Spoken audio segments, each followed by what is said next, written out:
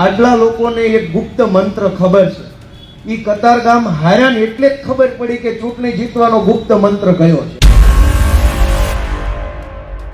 અમલમાં મૂક્યું અને ઓણ ને ઓણ આની આ સિઝનમાં ગોપાલ ઇટાલિયા ધારાસભ્ય થઈ ગયો. ઈવીએમ ના કારણે ચૂંટણી હાર જીત થતી હોય તો વિસાવદરમાં આખી ગુજરાતની સરકાર ખામી પડી ગઈ હતી. કેમ? એનાથી એક પાંદડું ન હોય. ભૂપેન્દ્રભાઈ પટેલ પ્રચાર કરે ગોપાલ ઇટાલિયાની વિરુદ્ધમાં, હર્ષ સંઘવી પ્રચાર કરે, સીઆર પાટીલ કૃષિ મંત્રી, રોડ મંત્રી, આ મંત્રી, તે મંત્રી બનાવવાનું ગાજર આપ્યું હોય એવા મંત્રીને આટા મારતા. સ્કૂલમાં પાસ થયા તો કોલેજમાં વિસાવદર વાળા એડમિશન આપી દીધું. મારા માટે કતારગામનો અનુભવ ખૂબ સારો અનુભવ છે. 2.5 વર્ષ શીખવા ગયો, 2.5 વર્ષ કામ કરવા જાય. બીજું રેડી. નાનું મન કરવાથી રાજકારણમાં મોટો રસ્તો નથી માપી શકતા. તો અહીંયા હું હાર્યો તો ગુજરાતને જોવા મળ્યું કે આ ટકે એમ છે, ભાગી જાય એમ છે. હવે આ પાર્ટી નહીં હાલે. આ ગુજરાતમાં ત્રીજી પાર્ટી નથી હાલતી. આ લોકો નહીં ફાવવા દે. ભાજપ અમે નહીં હાલે. પબ્લિક નથી સુધરતી. ઈવીએમ આમ છે. 50 પાના કાઢ્યા. ભાગવા વાળા ભાગી ગયા. પણ જે ભઠ્ઠીની અંદર તપી નીકળ્યા ને એને વિસાવદરે પસંદ કરી લીધા. આમાંથી જો કોઈને યાદ હોય તો 9 તારીખે હું પોતે બેનર મારતો તો આભાર લખેલો.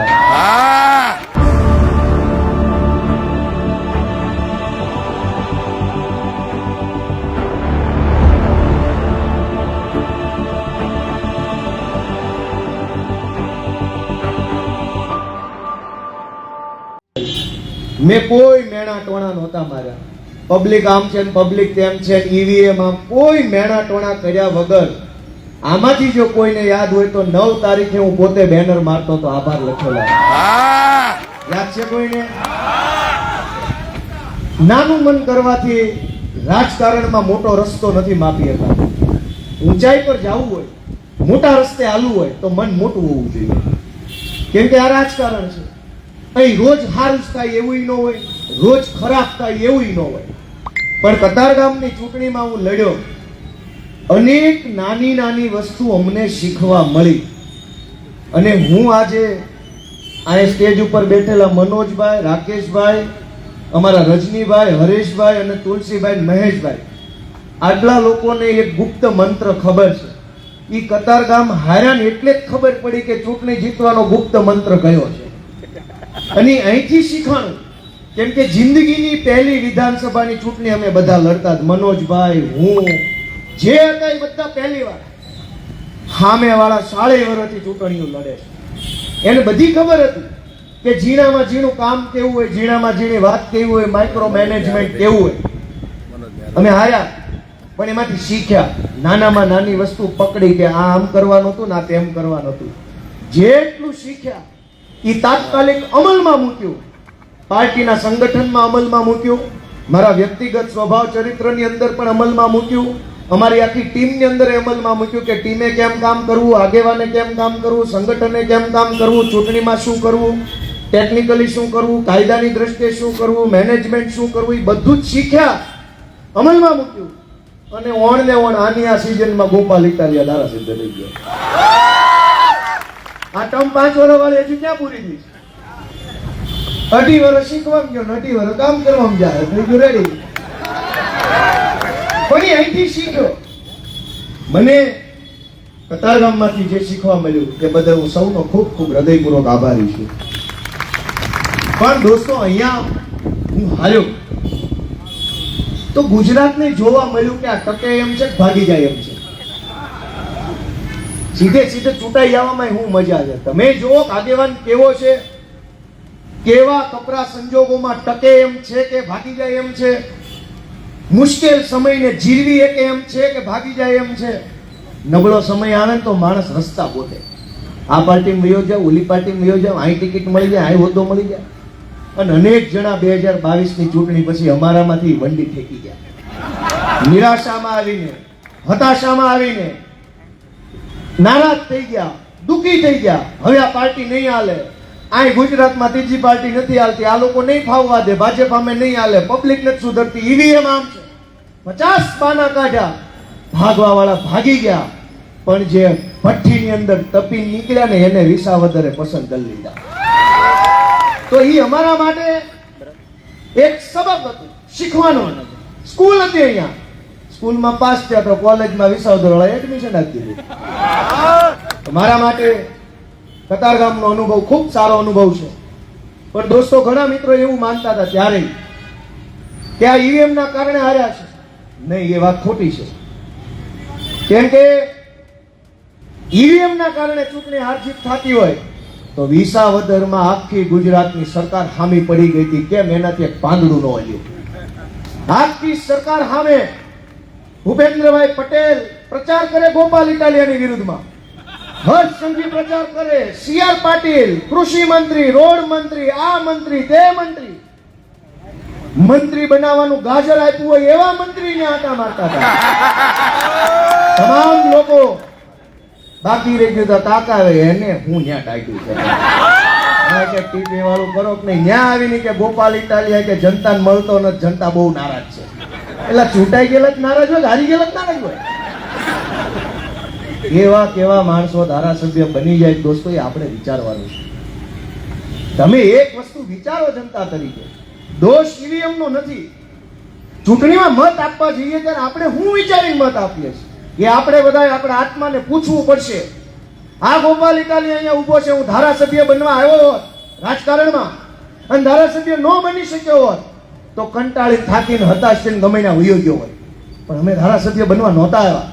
હું અહીંયા હાર્યા પછી અમે મહેનત કરી, ડ્રગ્સની વિરુદ્ધમાં આંદોલન કર્યું રાકેશભાઈના નેતૃત્વમાં.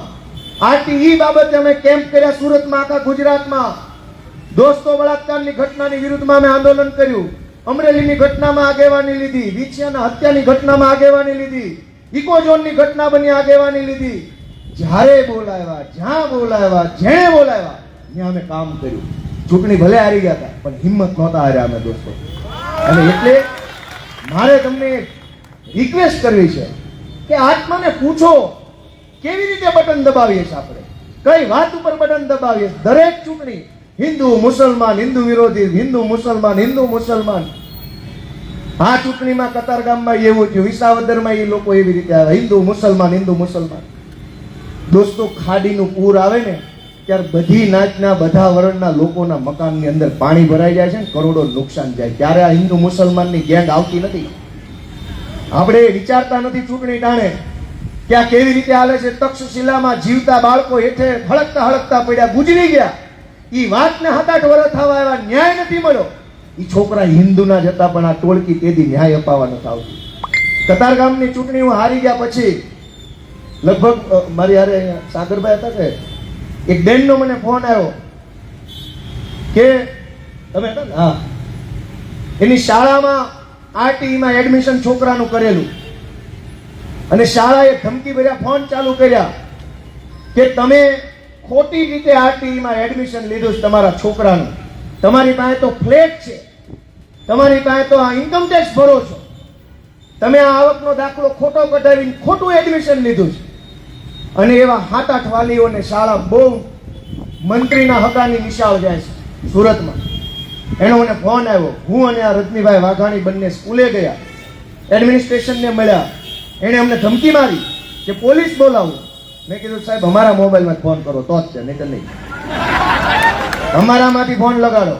દોસ્તો, હું વાત એ કહેવા માંગુ છું કે કઈ રીતે બટન દબાવ્યા છે કલ્પના કરજો. આખી વાત કહું પછી ઈ બેને એને અંદરથી ડર લાગ્યો, એના હસબન્ડને એના કરતા વધુ ડર લાગ્યો.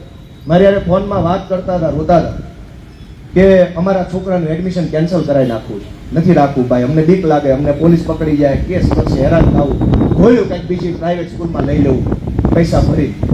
મેં એમને હિંમત આપી કે બેન મૂંઝાવાની જરૂર નથી, આખી સરકાર ખોટું કરે છે, તમારો તો એક દાખલો જ ખોટો હશે. આ તો કરોડોનું કૂચ મારીને બેઠા છે.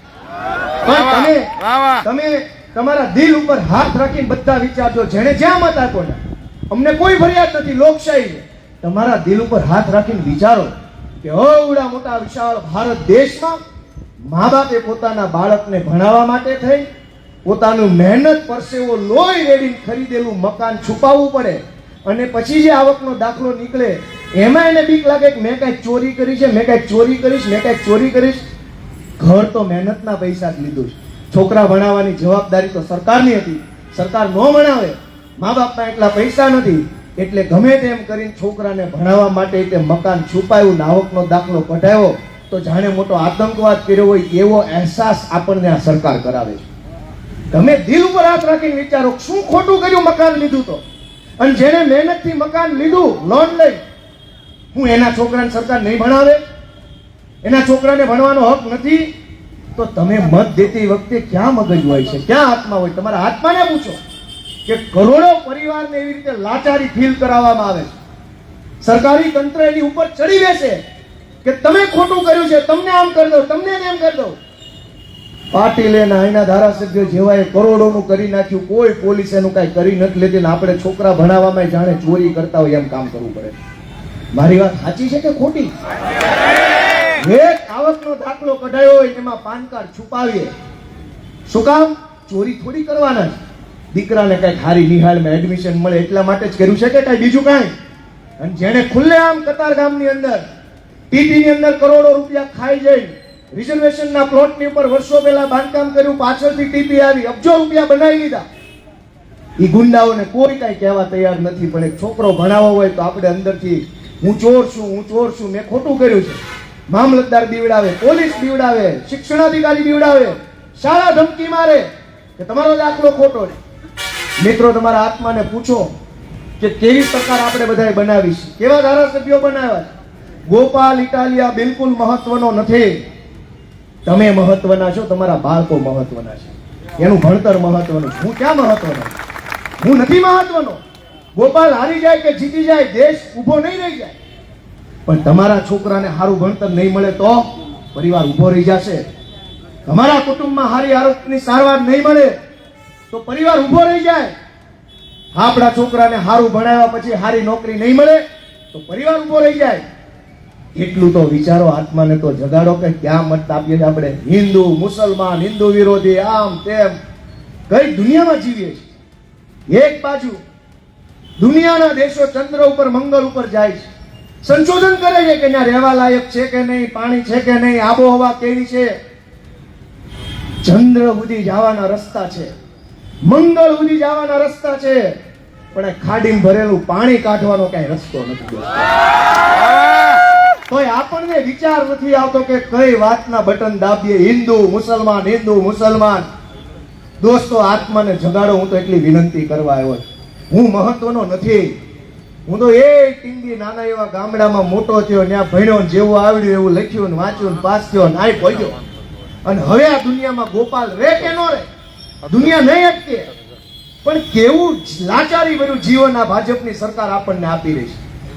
પોલીસ સ્ટેશનમાં એફઆઈઆર લખાવવા જવું હોય 7-8 જણા હારે લઈ જવા પડે. મારી વાત સાચી છે ખોટી? નહીં બેઠેલા દરેક માણસ મને ન કહેતા આત્મા ઉપર અવાજ, આત્મા ઉપર હાથ રાખીને વિચારો. જે કોઈના હિંમત એકલા પોલીસ સ્ટેશન જવાની, 4 લોકોને લઈને જવું પડે. કાકા હારે હાલો, સોસાયટી પ્રમુખ હારે હાલો, તો ભાઈ રમેશભાઈ હાલો હારે, આગેવાન ટાઈપનો માણસ હારે લઈ જવો પડે. કેવી સરકાર આપણા મતથી બને છે. અને છતાંય આપણે હિન્દુ મુસલમાન, આ સંપ્રદાય ઓલો સંપ્રદાય, ગોપાલ ઇટાલિયા હિન્દુ વિરોધી પાડી દો. દોસ્તો, હું મહત્વનો નથી. હું 1000 વખત કહું છું, ગોપાલ મહત્વનો નથી, તમે મહત્વના છો. તમારી યારે અન્યાય થઈ રહ્યો, તમારી યારે શોષણ થઈ રહ્યું છે. ગોપાલને તો એની માએ વકીલ બનાવ્યો છે, કોઈની હિંમત નથી કે અમને ફરી ગઈ. વાહ ભાઈ. પણ ઈ પ્રશ્ન નથી દોસ્તો. તમે વિચારો, આત્માને જગાડો, ઢંઢોળો પોતાના મનને કે ક્યાં બટન દબાવીએ છીએ આપણે અને હું કામ બટન દબાવીએ. આ સુરતનું આખું સરકારી તંત્ર, ઘટના કોઈ પણ બને, કોઈ પણ શહેરમાં બને, ગમે એટલી ખરાબ બને, ભાજપના નેતાની સામે માઇક આવે. સુરતમાં અગ્નિકાંડ બને, મેયરને પૂછો તો કે કાર્યવાહી ચાલુ છે, કડક તપાસ કરવામાં આવશે. વડોદરાની અંદર હરણી બોટ દુર્ઘટના બને, મેયરને પૂછો, કાર્યવાહી ચાલુ છે, કડક તપાસ કરવામાં આવશે. મોરબીની અંદર અગ્નિ દુર્ઘટના બને, માઇક આપો, કડક તપાસ, કાર્યવાહી ચાલુ. રાજકોટની અંદર અગ્નિ દુર્ઘટના બને, માઇક મૂકો મેયર સામે, કડક તપાસ ચાલુ છે, કડક કાર્યવાહી કરવામાં આવશે. બોટાદની અંદર લઠ્ઠાકાંડ બન્યો, એસપી માઇક આપો, કડક તપાસ, કડક કાર્યવાહી. સુરતમાં ડ્રગ્સ વેચાય, કડક તપાસ, કડક કાર્યવાહી. દોસ્તો, પ્યાદા બેઠા છે, પ્યાદા, ચારેય બાજુ પ્યાદાઓ બેઠા છે. કોઈ જનતાનો માણસ સરકારમાં નથી. પ્યાદાઓ છે, ચાવી ભરે એટલું બોલે. પોતાના દમ ઉપર 10 મિનિટ ભાષણ ન કરી શકે એવા માણસો મંત્રી બનીને બેઠા છે. દોસ્તો, આપણા આત્માને જગાડો, હવે તો જગાડો. આત્મા જગાડો.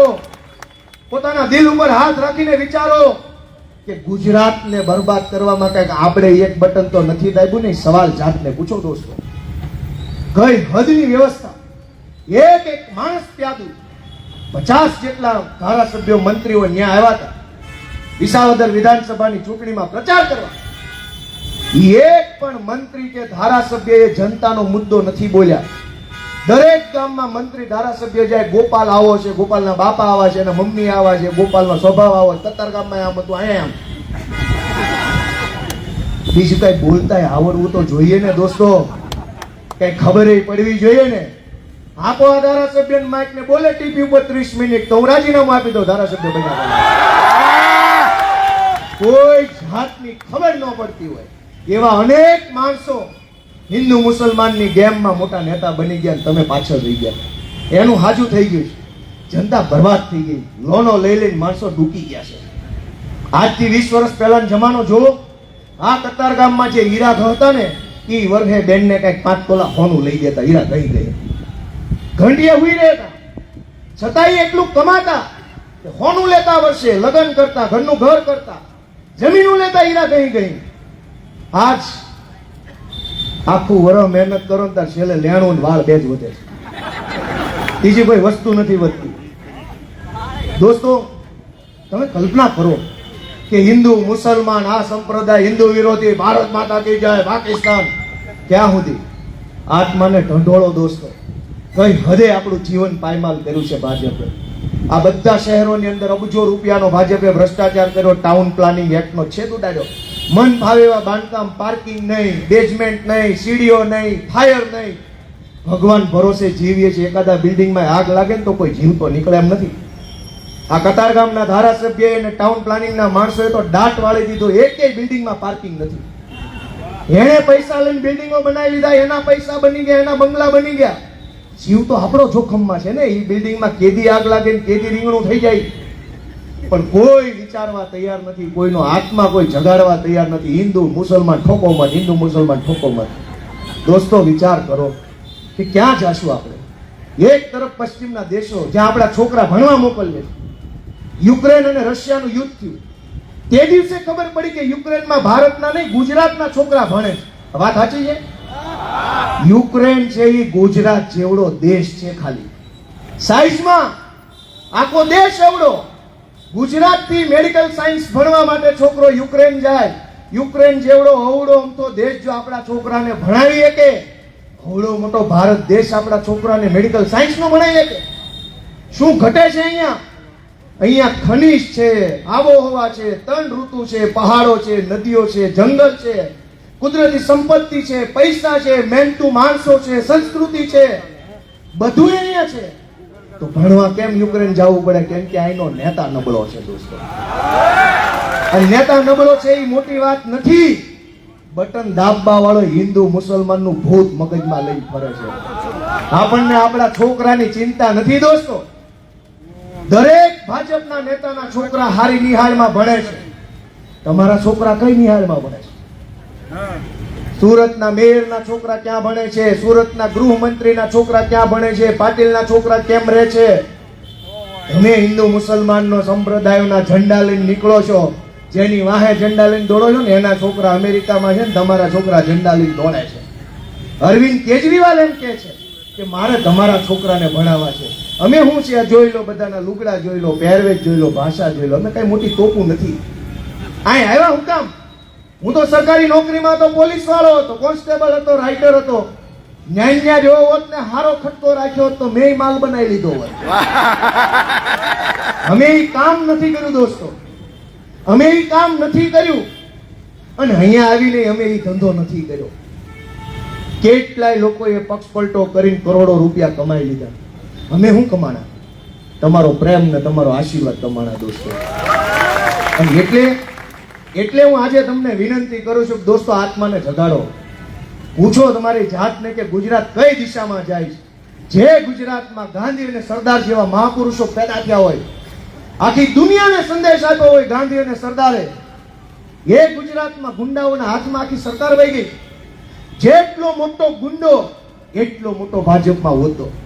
કતારગામના ટોપ 10 ગુંડાઓ કઈ પાર્ટી હારે જોડાણેલા છે? તમે કલ્પના કરો.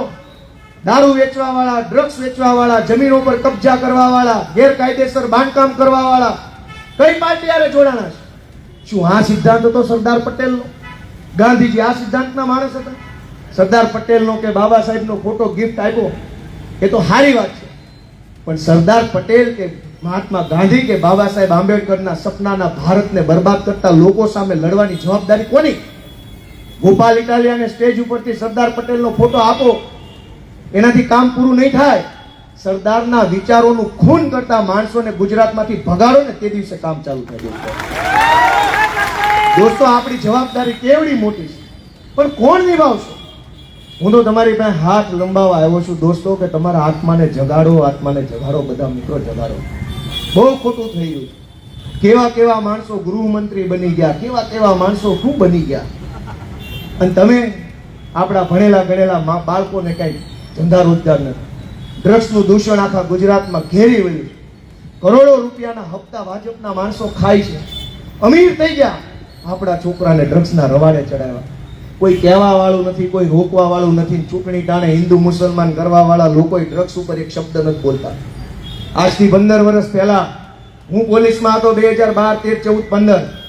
મને સાંભળે છે કે મેં 4 વર્ષ નોકરી કરી માધુપુરા પોલીસ સ્ટેશનમાં. મારા 4 વર્ષમાં એક પણ ડ્રગ્સનો કેસ મેં નથી જોયો. હજુ તો 2015 સુધી ડ્રગ્સ નહોતું વેચાતું ગુજરાતમાં. હું એક માધુપુરામાં નોકરીમાં હતો, પણ મારી ઓળખાણ તો આખા અમદાવાદના પોલીસ સ્ટેશનમાં હોય ને. એક વર્ષમાં 2 કે 5 ડ્રગ્સની એફઆઈઆર થતી આખા અમદાવાદમાં. 2013-14માં આખા અમદાવાદમાં 2 થી 3 એફઆઈઆર થતી ડ્રગ્સની. આજ આખા ગુજરાતની અંદર દારૂ કરતા ડ્રગ્સની વધુ ફરિયાદો થાય છે. હવે હું જ્યારે એમ કહું કે બહુ ડ્રગ્સની એફઆઈઆર થાય, 8 પાસે એમ કે તો અમે પકડીએ છીએ એટલે થાય છે. પણ એ તો આવે છે ત્યારે તો પકડે છે. આવ્યું ક્યાંથી? પહેલા તો આવતું જ નહોતું. દોસ્તો મારી 1000 વખત એક વિનંતી છે કે હિન્દુ મુસલમાન પાકિસ્તાનમાંથી બહાર આવો, આત્મા જગાડો. તમારું હારું ભગવાને તમને કર્યું હોય તો બીજા હાટું થઈને તે તમે હવે ભાજપને પગાડો. તમારી પાસે 2 પૈસા હોય, હારો બંગલો હોય, ગાડી હોય, એનો અર્થ એ નથી કે બધા પાસે છે. બીજા હાટું થઈને તમે ભાજપને ભગાડવા મત આપો એવી હું તો બધાને વિનંતી કરું. આ વિસાવદર વિધાનસભાની ચૂંટણીમાં જૂના વાઘણિયા નામનું એક ગામ છે. આ ગામ નવા વાઘણિયા નામનું ગામ છે. અત્યંત નાનું ગામ, 250 મત હશે. આખા ગામના 250 મત. ઈ ગામમાં ભાજપના ઉમેદવાર કિરીટ પટેલે જે બૂથ કેપ્ચરિંગ કર્યું, પ્રિસાઇડિંગ અધિકારીને 2 લાફા માર્યા, અને ઈ ગામમાં મહિલા જ્યાં સેન્ટરમાં બેઠી હતી એને ઝપાઝપી કરી. અને ઈ જ ગામમાં સ્કૂલની અંદર માત્ર 2 શિક્ષક છે. તમારે ચૂંટણી જીતવી હોય તો ગુંડાઓની જેવું વર્તન કરો છો, પણ ચૂંટણી જીત્યા પછી નિહાળમાં માસ્તર મૂકતા નથી. ચૂંટણી જીત્યા પછી ગામડામાં બસ આવતી નથી. ચૂંટણી જીત્યા પછી તલાટી મંત્રી ટાઈમે આવતો નથી. ચૂંટણી જીત્યા પછી મામલતદાર હોકારો દેતો નથી. ચૂંટણી જીત્યા પછી પીએસઆઈ કોઈનું ગાંઠતો નથી. અને તોય ચૂંટણી જીતી અને આપણે જીતાડીએ. ક્યાંક તો વિચાર કરવો પડશે ને દોસ્તો. 30 વર્ષ થઈ ગયા. દુનિયા ક્યાંથી ક્યાં પહોંચી ગઈ, દુનિયાના દેશો ક્યાંથી ક્યાં પહોંચ્યા, ને આપણે ગટર ઉભરાણી, ઢાંકણું ખુલી ગયું, ઘાટલામાં છોકરો પડી ગયો. દુનિયા ક્યાં પહોંચી ને આપણે ક્યાં? દુનિયા આમ જાય છે, આપણે ગટરના ખાડામાં પડી ગયા. કોણ મત આપે છે? શું કામ મત આપે છે? આત્માને પૂછો કે હું હિન્દુ મુસલમાનનું ભૂત લઈને મત આપવા તો નથી જતો ને. કોકનું સારું કરો મારા ભાઈ, હું તો વિનંતી કરું. ગોપાલ ઇટાલિયો ધારાસભ્ય મંત્રી બને ન બને એ કઈ બહુ મહત્વની ઘટના નથી. મહત્વની ઘટના એ છે કે જેથી વિસાવદર વાળાની જેમ જો આખા ગુજરાતનો આત્મા જાગે તો આ ભાજપનું ભૂત ગુજરાતમાંથી ભાગે. ની મોટી ઘટના છે દોસ્તો. ઘેરી લીધું છે આ બધાએ. તમામ જગ્યાએ ખોટું કરવા સિવાય કોઈ વાત નથી. અને નાનો માણસ કેમ જીવે છે એ કોઈ પૂછવા વાળું નથી. નાના માણસને 4 છેડા ભેગા કરવા હોય થાકી જાય છે, વ્યવહાર નથી થઈ શકતો પૂરો, એમાં એકાદો લગ્ન પ્રસંગ આવે તો લેણું થઈ જાય છે. આઝાદીના 75 વર્ષ થઈ ગયા, દુનિયા ચંદ્ર ઉપર પહોંચીને આપણે એક દીકરી વરાવવામાં જો લેણું થઈ જતું હોય તો કઈ હદે આપણે હિન્દુ મુસલમાન પાકિસ્તાનની વાતો કરીએ? આપણી દીકરી, હિન્દુની દીકરી વરાવે ને એનો બાપ જો લેણામાં ઉતરી જતો હોય તો આપણા બધાને માટે ચિંતાનો વિષય નથી? આપણે નહીં ચિંતા કરવી પડે બૂથમાં જઈને કે મારા ગુજરાતમાં એક બાપ જો દીકરી પરણાઈને લેણામાં ઉતરી જતો હોય તો મેં મત આપવામાં ભૂલ કરી છે, એવું નહીં વિચારવું પડે? આત્માને જગાડો દોસ્તો. કઈ દિશામાં ગુજરાત ભાજપ લઈ જઈ રહ્યું છે? બુટલેગરોના હાથમાં સરકાર છે. ક્યાં હદે આપણે આવીએ છીએ દોસ્તો? હું તો તમને વિનંતી કરું છું, બધાય ખરાબ છે એવું કહેતો નથી, પણ બધાએ વિચારવું તો પડશે ને. સમાજ આપણો છે, અહીંયા આપણે રહેવાનું છે, આ વ્યવસ્થા આપણે બનાવવાની છે, પણ વ્યવસ્થામાં ખામી થશે તો ભોગ તો અમીરે બનશે ને ગરીબે બનશે. હું તમારી પાસેથી મોટી આશા લઈને આવ્યો છું કે હવે પછી ચૂંટણીઓ આવે ન આવે ની અલગ વાત છે, પણ હું એવી આશા રાખું છું કે તમારા બધાનો પ્રેમ જ્યારે જોઈએ, જ્યાં જોઈએ, જેટલો જોઈએ ત્યારે મળ્યા કરશે, આશા રાખું છું. સપોર્ટ આપશો કે નહીં આપો? દોસ્તો, અમે બહુ મોટી લડાઈ લડી રહ્યા છીએ. અમે હાવ નાના માણસો, આ મારા ટીંડી ગામના બાબલા બેઠા, એને અમને રમાડેલો છે, કાંઈ અમારી પાસે છે નહીં, કાંઈ જોતું નથી. આ લડાઈ કોના માટે લડીએ? આ રાકેશ હિરપરા, આ મનોજ સોરઠિયા, આ અમારા હરેશભાઈ સાવલિયા. હરેશભાઈ અમારા જુનાગઢના જિલ્લા પ્રમુખ છે, અમારા ડીજે સ્વામી, બધા હાવ ગરીબ ઘરના, હાવ સામાન્ય ઘરના માણસો. કોના માટે લડે છે? અવળી મોટી ભાજપની સરકાર ફેસબુક ઉપર એક પોસ્ટ લખોતા તો ક્રાઇમ બ્રાન્ચના ફોન આવવા મળે છે, કેમ લખ્યું? એટલી હદે ડરનો માહોલ. અને ઈ ડરના માહોલની વચ્ચે 4 જુવાનિયા જો જનતા માટે લડતા હોય તો તમારી જવાબદારી શું ગણાય? શું જવાબદારી ગણાય? બોલો બોલો, શું ગણાય? આગળ વાળા બોલ્યા એનો આભાર. દોસ્તા, હું કામ લડે છે? અમે હું કામ લડીએ છીએ? આટલું બળ જો ધંધામ કરીએ ને તો રૂપિયા કમાઈએ ધરાય અને કોઈ અમને વતાવે નહીં. 2022ની ચૂંટણી પછી અમે મેણા સાંભળ્યા ફેસબુકની અંદર આઈટી સેલ વાળા જે મારો ચલાવ્યો છે, કાં લઈ લીધું, બની ગયો, બહુ ફાંટો હતો, એવા મેણા માર્યા. અને ગોપાલ ઇટાલીએ એકલા મેણા સહન નથી કર્યા. મારો પરિવાર વાંચતો હોય ફેસબુક ઉપર, મારી વાઈફ વાંચતી હોય, મારી બહેનો વાંચતી હોય, એને રોવું આવી જાય. અમને એમ કે ભાઈ તો આ શું કરે છે, મૂકી દે ને ભાઈ, કોઈ ફરક નથી પડતો, તું હું ચોંટો છો? બહેનું એમ કે, ભાઈઓ એમ કે, એને દુઃખ લાગે કે ભાઈ આ તું સાચો છો પણ તારું કઈ નહીં આવે. અંદરથી આઘાત લાગે. અમારા પરિવારે વેઠ્યું છે, મને એનો ગમ નથી. હું તો એટલું કહું છું કે બધા આટલું વેઠીને જો જનતા માટે કંઈક કરવા નીકળ્યા હોય તો તમારી શું જવાબદારી છે? તમારી શું જવાબદારી છે?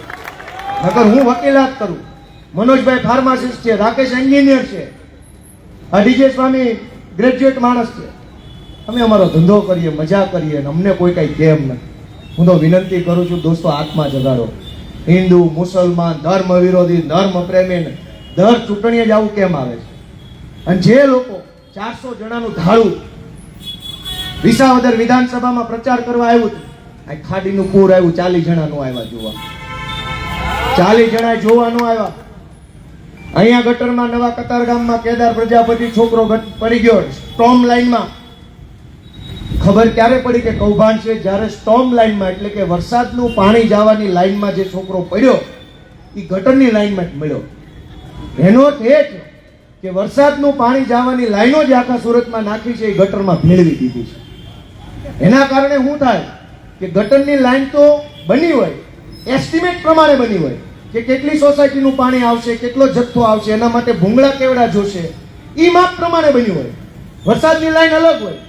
વરસાદની લાઈન ગટરમાં જોડી દે તો ગટરનું એસ્ટિમેટનું પાણી તો ગટરમાં હાલતું હોય, આ વધારાનું જાય એટલે ડાટો થાય, પૂર આવે, કરોડો રૂપિયા ખાઈ જાય છે. આપણે હિન્દુ મુસલમાન દર ચૂંટણી કર્યા કરીએ. મિત્રો, હું વિસાવદરની જનતાનો ખરા દિલથી આભાર માનું એટલો ઓછો છે કે એને મુદ્દો એનો પકડી રાખ્યો. ન્યાય બધા આવ્યા, બધા વિડીયો બનાવી કીધું ગોપાલ આવો છે ને ગોપાલ તેવો છે. જનતા એમ કીધું જેવો હોય એવો અમારા મુદ્દા માટે કામનો છે. તો આખું ગુજરાત એમ ન કહીએ કે, આખું ગુજરાત નથી કહી શકતું કે અમારા માટે કામનો માણસ કોણ છે?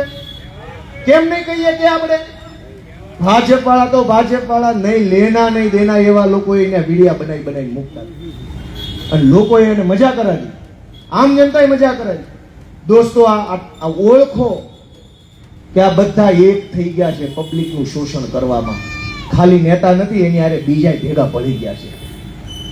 બધા લોકોના ચહેરા વિસાવદરમાં ખુલ્લા પડી ગયા. કોણ કોણ ભાજપ હારે મળેલું છે એ ખુલ્લું પડી ગયું.